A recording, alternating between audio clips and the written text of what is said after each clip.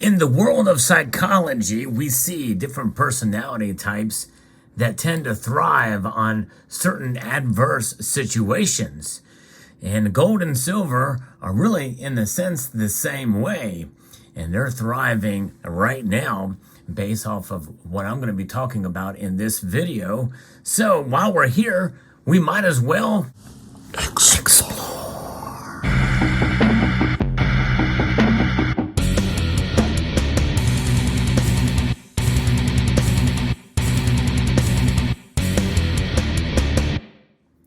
Gold and silver are both up today. In fact, all the metals are up, save for rhodium. No movement at all today, but platinum and palladium continue to impress, by the way. It's interesting and fascinating. That really deserves a separate video on the platinum group metals because they are up substantially today.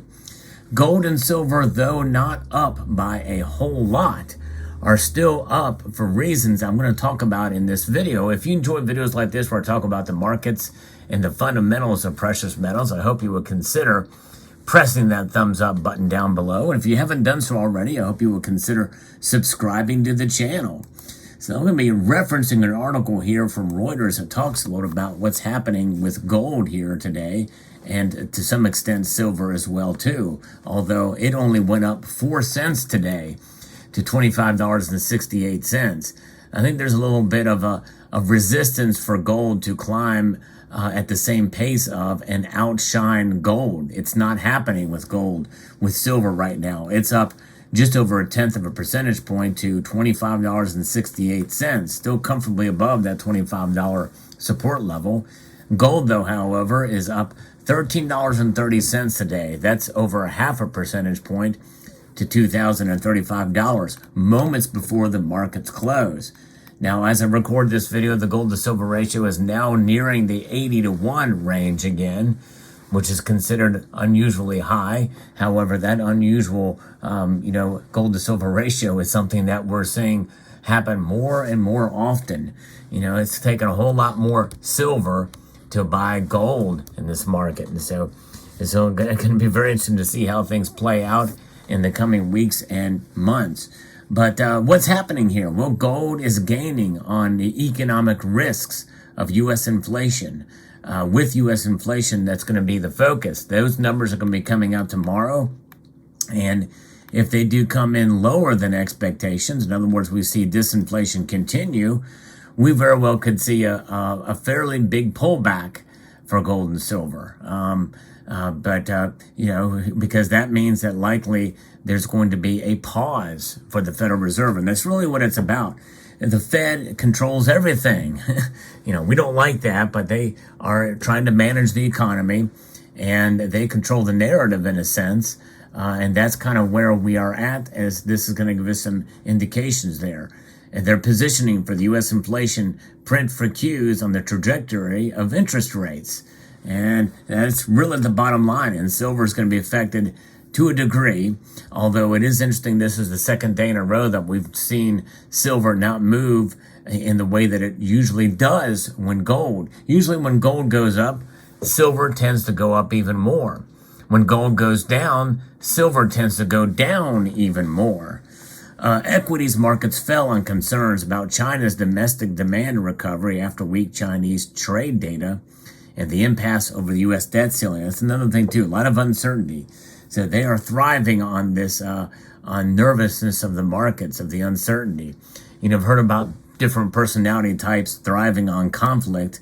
Well, gold and silver thrive on nervousness in the markets and uncertainty, economic uncertainty. They are protection against that economic uncertainty. It's going to be a risk-off day as markets await U.S. Consumer Price Index data on Wednesday, according to Philip Stribel, who's the chief market strategist at Blue Line Futures in Chicago. Hotter than expected CPI would bolster bets for rate hikes, but much weaker data would cause a big rush into commodities across the board and further liquidation in the dollar, Stribel added. While gold is considered a hedge against inflation, rising interest rates dull non-yielding and bullion's appeal. And we've seen that, although now with gold again flirting with the all-time highs yet again and comfortably above that $2,000 range, This metal has proven itself to really do a great job in providing that foundation and as a way to protect yourself against an economic instability in spite of other options out there and alternatives such as cryptocurrencies.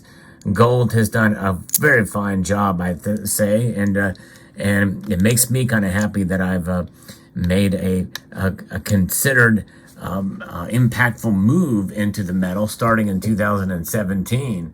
It's something that I'm really bullish on gold overall. Not necessarily that it's going to go to the moon or that it's going to make you rich. No, that's not what gold and especially silver, that's not what they're for. They are here to essentially protect and preserve your purchasing power. But nonetheless, federal Governor Philip Jefferson said the U.S. economy is slowing in an orderly fashion, allowing inflation to decline even as growth continues. New York Fed Chief John Williams said inflation remains too high, but tighter credit should slow the economy, blunting how far the Fed might need to go. Markets are pricing in an 82% chance of the Fed keeping rates on hold in June and a 33% chance of a cut in July. And I'm actually kind of surprised that that's high of a number of an actual cut this soon for July. We'll see. Commerce Bank analyst Carsten Fritsch, however, wrote in a note that there is no scope for the Fed to implement rate cuts this year. And I'm kind of in agreement there. I don't think they're going to cut rates this year. It's going to take something massive and huge for them to actually do that. Investors were also monitoring developments in the U.S. banking sector after a Fed survey released on Monday showed banks tightened credit standards over the first months of the year. There's been some talk about they are not loaning money out as much as they used to. In fact, I may do a discussion about what my bank is doing. It's one of the larger banks, not the largest, obviously, or I don't think it would be considered one of the five, but it's a big bank. And some of the standards they have for loans these days. So very, very interesting indeed. So there's where the metals prices and what's going to be happening here. Silver is kind of interesting how it's performing here. It's showing some resistance from performing the way gold is. And that is, I think, because of its factors as being an industrial metal. It is an industrial metal. I think it's seen more as an industrial metal so than a monetary metal these days. I think that even the most ardent and bullish silver stacker would probably have to admit that for silver. But I do believe in the metal. I think it's a metal that's worth stacking. I've actually accumulated more silver last year than I have any other year in my lifetime. So it's fascinating, and I think there's ways to diversify your stacking portfolio. But we may be entering a time where stacking silver and stacking gold, you might have to reassess your strategy for acquiring the metals considering the prices, especially gold's prices. In fact, I just did a video very recently about how it's advisable, and even with the prices pushing near all-time highs, to consider saving up for a full ounce, whether it be in bar form or in coin form.